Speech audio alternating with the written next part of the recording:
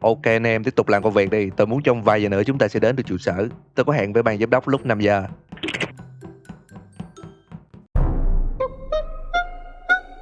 Tôi đang đi cùng với anh Sanh Lam ở sảnh chính thì phát hiện ra một xác chết.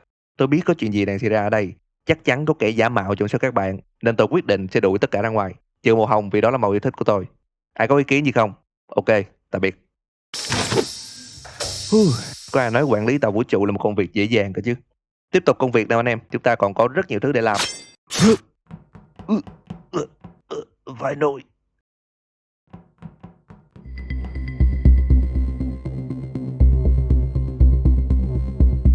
Phát triển và phát hành bởi Innerslot. Tuy ngày ra mắt của trò chơi là vào tháng 11 năm 2018, nhưng mình tin chắc là các bạn chỉ mới nghe đến Among Us trong khoảng thời gian 2 tháng gần đây. Theo thống kê người chơi trên Steam, ta sẽ thấy Among Us được xem là dead game từ ngày ra mắt cho đến tháng 7 năm 2020, có nghĩa là gần 2 năm sau khi ra mắt. Among Us bất ngờ trở thành trò chơi có lượt xem nhiều thứ hai trên nền tảng livestream mạnh nhất hành tinh. Tính đến một tháng gần đây, số lượng người chơi trung bình của Among Us rơi vào con số 87.000 người.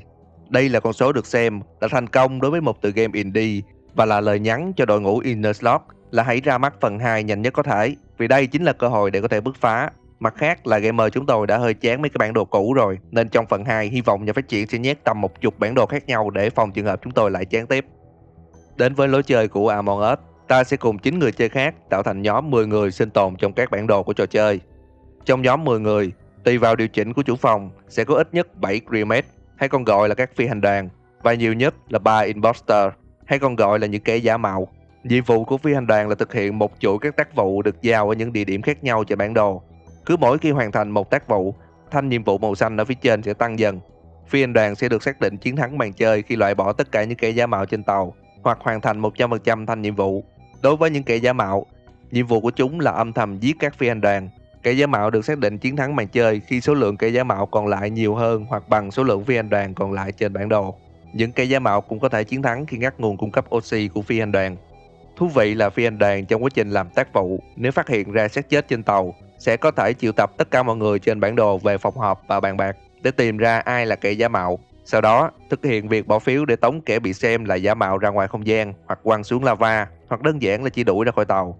Kẻ giả mạo thì có lợi thế về tầm nhìn và khả năng chi phối phi hành đoàn. Chúng có thể phá hoại các khu vực từ xa, chui vào những đường ống để di chuyển khắp nơi trên bản đồ, hoặc đơn giản là đóng cửa tắt đèn để giết người. Nói về khả năng thì những kẻ giả mạo có lợi thế chiến lược hơn rất nhiều so với các phi hành đoàn, nhưng lợi thế của phi hành đoàn là số lượng đông đảo của họ. Trên thực tế, nếu chia khả năng chiến thắng của hai phe là 50-50, thì khi phi hành đoàn mất một người, họ sẽ chỉ mất từ 6 cho đến 7% cơ hội chiến thắng cho kẻ giả mạo. Trong khi chỉ cần một kẻ giả mạo bị loại, chúng sẽ mất từ 16 cho đến 25% cơ hội chiến thắng cho phi hành đoàn. Among Us là một trò chơi rất dễ làm quen nhưng rất khó để chơi giỏi, vì nó đánh vào khả năng thu thập dữ liệu, phân tích tình huống và loại trừ. Nhưng các bạn chỉ cần biết rằng nếu bạn là phi hành đoàn thì nhiệm vụ của bạn không chỉ là sống sót và làm tác vụ, mà còn phải luôn đi theo nhóm và đừng để chết một cách vô nghĩa. Nói cách khác là hãy để cái chết của bạn tạo ra thông tin cho những phi hành đoàn khác. Để làm được điều này, bạn cần nắm rõ số lượng kẻ giả mạo và số người nằm trong tầm nhìn của bạn. Từ thông tin đó, bạn sẽ biết được rằng bạn có đang gặp nguy hiểm hay không. Ví dụ bạn là phi hành đoàn trong một phòng chơi có 2 kẻ giả mạo, thì bạn sẽ an toàn nhất khi đi theo nhóm 3 người và chỉ đi nhóm 2 người khi bạn tách từ một nhóm 3.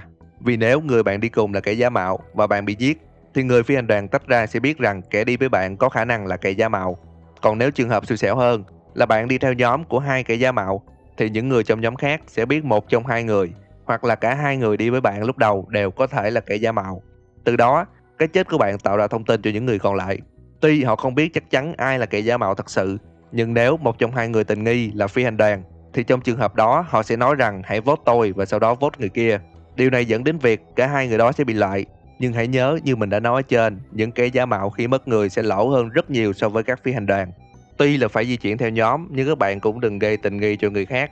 Và nếu họ nghi ngờ, hãy nói ra mục đích của mình. Vì đơn giản bạn là phi hành đoàn, nên chẳng có việc gì phải giấu. Có một vài mẹo trong trò chơi dành cho phi hành đoàn để xác định kẻ giả mạo. Điều đầu tiên, bạn nên biết rằng kẻ giả mạo không thể làm các tác vụ như phi hành đoàn. Chúng chỉ có thể giả vờ làm, và một vài tác vụ có thể biết được ai là người làm thật và ai là người giả vờ.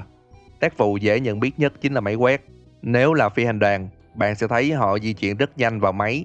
Còn những kẻ giả mạo thì sẽ cố gắng làm giả việc đó, nhưng không ai có thể thao tác hoàn hảo như vậy. Tác vụ tiếp theo chính là đổ rác.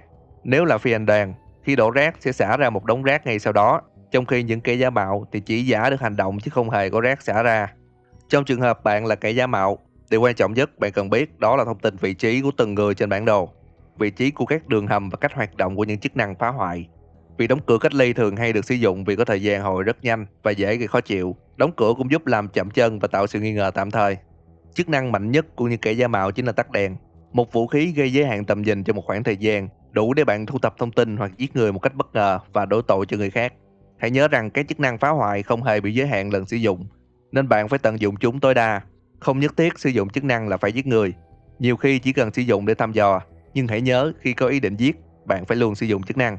Trong những lúc thảo luận khi ai đó tìm ra xác chết, hãy cố gắng tiết lộ ít thông tin nhất có thể, không nên báo cáo đầu tiên. Nếu ai đó nghi ngờ vị trí của bạn, hãy phối hợp với kẻ giả mạo còn lại, nói rằng bạn vừa đi gần họ và mới tách ra.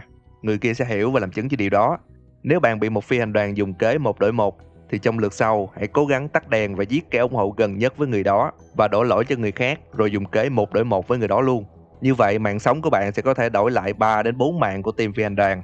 Đây là một kế rất hay nhưng cần sự phối hợp ăn ý giữa những kẻ giả mạo, và luôn nhớ rằng trong một kèo 1 đổi 1, bạn luôn phải là người chết sau. Nếu có sự nghi ngờ với các phi hành đoàn, hãy im lặng và để họ tranh luận. Việc tranh luận càng lâu sẽ tạo lợi thế cho bạn và dễ dàng loại bỏ cặp đang tranh luận. Vì nếu có hai người nghi ngờ nhau thì cái chết của người kia sẽ là bằng chứng để giết người còn lại.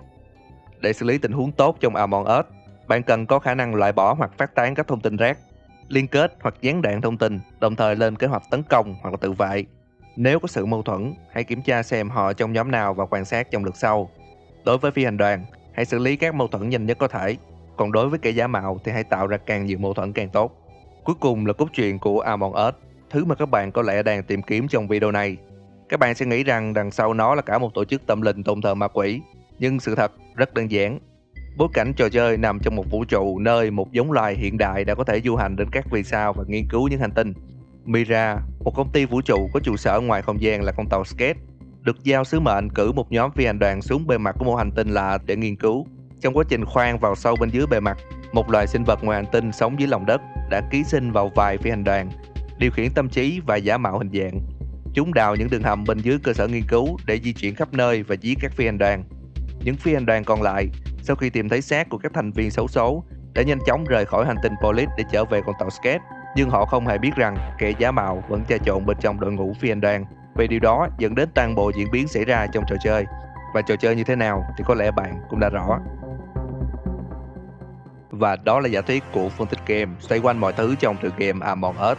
Nếu có gì không hợp lý hoặc sai sót, các bạn hãy comment bên dưới nha. Và hãy nhớ những gì mình nói trong video chỉ là giả thuyết thôi. Đừng quên bỏ lại một like, share và theo dõi phân tích game.